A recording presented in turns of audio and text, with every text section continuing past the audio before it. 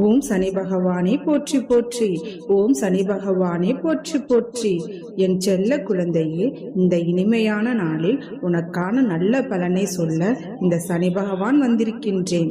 இந்த பதிவை முழுமையாக கேள் என் செல்லமே.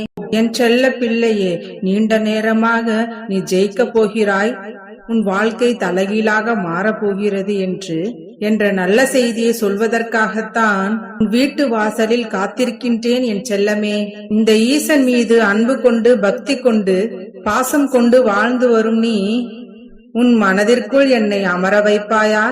உன் வாழ்வில் நடந்த சோதனையான விஷயங்களாலும் சோக விஷயங்களாலும் என்ன செய்வது என்று தெரியாமல் அலங்கோலமாய் உன் வாழ்க்கையை நடத்தி கொண்டிருப்பதாலும் வாழ்க்கையில் நடக்கக்கூடிய விஷயங்களை பற்றி நீ கவலைப்பட்டு கலங்கி கொண்டிருப்பதாலும் எல்லாமே எனக்கு தெரியும். உன் வாழ்க்கையை இனி வெள்ளமாக இனிக்கும் செல்லமாக நான் மாற்றுவேன் என் தங்கமே.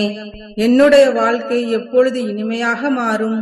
நீங்கள் சொல்லுவதை பார்த்தால் எனக்கு நம்பிக்கையே இல்லையே.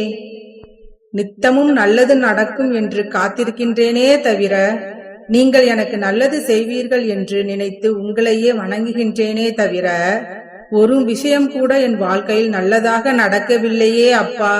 நீ மனதிற்குள் யோசிப்பது எனக்கு புரிகிறது. நீ என்னுடைய ஆலயத்திற்குள் வந்து பிரார்த்தனை செய்த விஷயங்களை உனக்காக நான் நிறைவேற்ற தயாராக காத்திருக்கின்றேன்.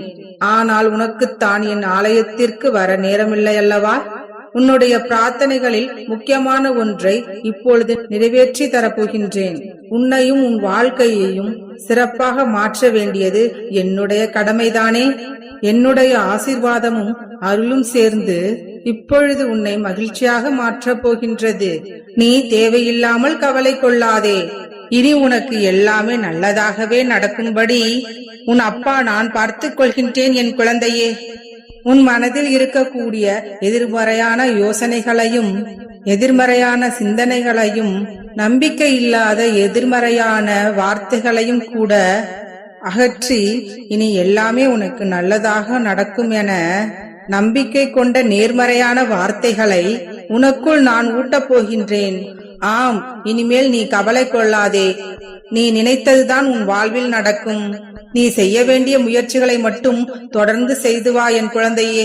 இந்த அளவிற்கு உன்னால் மற்றவர்களுக்கு உதவி செய்ய முடியும் என்றால் உதவி செய். அது நிச்சயமாக உனக்கான நன்மைகளை கொடுத்து உன் வாழ்வில் நல்லது நடக்க உறுதுணையாக இருக்கும். மற்றவர்கள் உனக்கு என்ன செய்தார்கள் என்று ஒருபோதும் யோசிக்காதே. இந்த கலியுக காலத்தில் யாருக்கும் எவருக்கும் யாரை பற்றிய யோசிக்கவும் உதவி செய்யவும் சிந்திக்கவும் காலமும் இல்லை, நேரமும் இல்லை, மனதும் இல்லை. அதனால் தான் சொல்கின்றேன், மற்றவர்கள் உன்னை பற்றி என்ன நினைப்பார்கள் என்று யோசிப்பதை நிறுத்திவிட்டு முடிந்தால் நீ இன்னொரு உயிருக்கு நன்மை செய்யவும் உதவி செய்யவும் முயற்சி செய். இன்னொரு உயிருக்கு செய்யக்கூடிய உதவி என்பது நேரடியாக எனக்கு வந்து சேரும். என் செல்ல பிள்ளையே, நீ எனக்கு எவ்வளவு நெருக்கமான பிள்ளை என்று நீ அறிய மாட்டாய். ஆனால் உனக்கான நல்லதை செய்ய இந்த அப்பா நான் துடித்துக் கொண்டிருக்கின்றேன். நீ எல்லோரிடமும் நல்லவன் என்ற பெயரை எடுத்து விடலாம் என்று நினைக்காதே. நல்லவன் என்ற பெயரை யாரும் எவர்க்கும் அவ்வளவு சுலபமாக கொடுத்து விட மாட்டார்கள். அப்படி நீ நல்ல பெயர் எடுக்க வேண்டுமானால் உன் ஆயுள் முழுவதும் நடிக்க வேண்டியதாக இருக்கும்.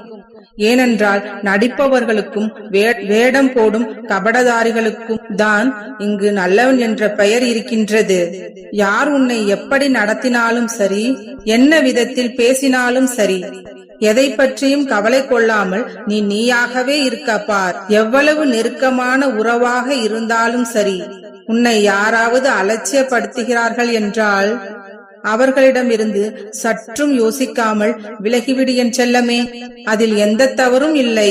ஏனென்றால் மதிக்காத இடத்தில் நீ மீண்டும் மீண்டும் அங்கேயே இருந்து கொண்டு நம்முடைய ரத்தம், நம்முடைய சொந்தம், நம்முடைய உறவு, நம்முடைய பந்தம் என்று சொல்லிக்கொண்டு அவர்களுடனே இருந்தால் அவர்கள் மீண்டும் மீண்டும் உன்னை அவமானப்படுத்திக் கொண்டே இருப்பார்கள். அதனால்தான் மதிக்காதவர் வீட்டு வாசலை நீ மிதிக்கவும் வேண்டாம், யாரிடமும் போய் அவர்களுக்கு துணையாக நீ நிற்கவும் வேண்டாம். உன் வாழ்க்கைக்கான விஷயங்களை செய்து கொண்டு முன்னேற பழகு. முயற்சி மட்டும் எடு. கடந்து போன உன் வாழ்க்கையை நின்று திரும்பி பார்த்தால் எவ்வளவு விஷயங்களில் எத்தனை பேர் உன்னை ஏமாற்றி இருக்கிறார்கள் என்ற உண்மை உனக்கு தெரிய வருகிறது தானே. நீ எல்லோரையும் நல்லவர்கள் என்று நினைத்தாய். எல்லோரிடமும் யதார்த்தமாக பழகினாய். அன்பையும் பாசத்தையும் எல்லோரிடமும் அள்ளி கொடுத்து உன் மனதில் பட்டதையெல்லாம் அப்படியே பேசினாய். ஆனால் உன்னை சுற்றி இருப்பவர்கள் எல்லாம் தன் தேவைக்காக யோசித்து பேசினார்களே தவிர உனக்கு எது நல்லது, உனக்கு எது சரியான இருக்குமென ஒருவரும் யோசிக்கவில்லை.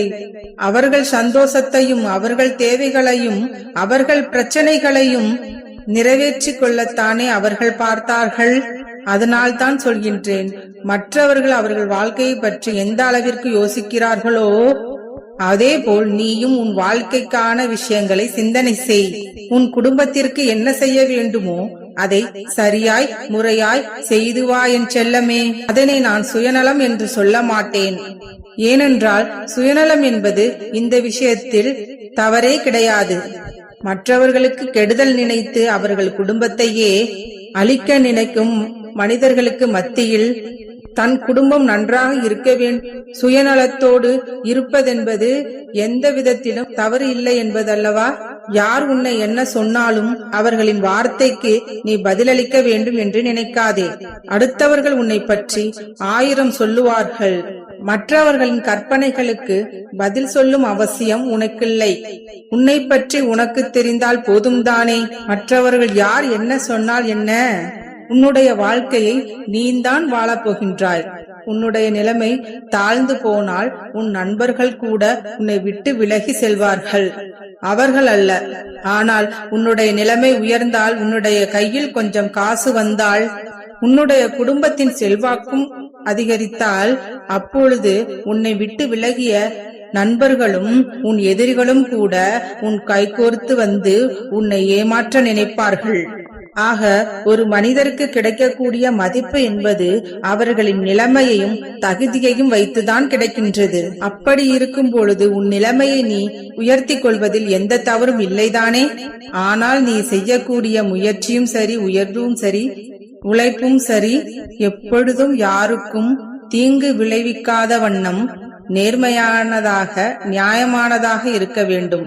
தீர்க்க முடியாத சில பிரச்சனைகள் எல்லார் வாழ்விலும் இருக்கத்தான் செய்யும். நீ அதையே நினைத்து கவலைப்பட்டு கொண்டிருக்காமல், தீர்க்க முடியாத விஷயங்களுக்கு என்னால் ஒன்றும் செய்ய முடியாது என்று, என் அப்பா ஈசன் எனக்கு துணை நிற்பார் என்றும் என் பொறுப்பில் விட்டுவிடு. உனக்கான சந்தோஷத்தை உன்னிடமே கொண்டு வந்து சேர்ப்பேன் என் செல்லமே. அதனை நான் தீர்த்து வைத்து பல பேர் இந்த உலகில் தேவைக்காக மட்டும்தான் உறவு கொள்கிறார்கள். தேவை என்றால் மட்டுமேதான் என்னுடைய சொந்தம், என்னுடைய நட்பு, என்னுடைய உறவு என்று தேடி வருகிறார்கள். அப்படி பாசமில்லாத சுயநலம் உனக்கு தேவையும் இல்லை, உனக்கு அவசியமும் இல்லை. அந்த சுயநலம் கொண்டவர்களின் உறவும் உனக்கு தேவையில்லை. என்ன நடந்தாலும் எதை பற்றியும் கவலை கொள்ளாமல் உன் வாழ்க்கையை பார்த்து கொண்டு அமைதியாக இரு. ஏழை குடிசையில் இருந்தாலும் சரி, மாளிகையில் இருந்தாலும் சரி, எந்த மனிதனுடைய உள்ளத்தையும் சரி மகிழ்ச்சிப்படுத்த முடியாது என் செல்லமே. மனிதர்களுடைய மனதை மகிழ்ச்சிப்படுத்தக்கூடிய சக்தி உன் அப்பாவாகிய இந்த ஈசனிடம் மட்டுமே உள்ளது. நான் நினைத்தால் உனக்கான சந்தோஷத்தையும் கொடுப்பேன், நான் நினைத்தால் உன்னுடைய பிரச்சனைகளுக்கான தீர்வையும் கொடுப்பேன் என முழுவதுமாக என்னை நம்பு.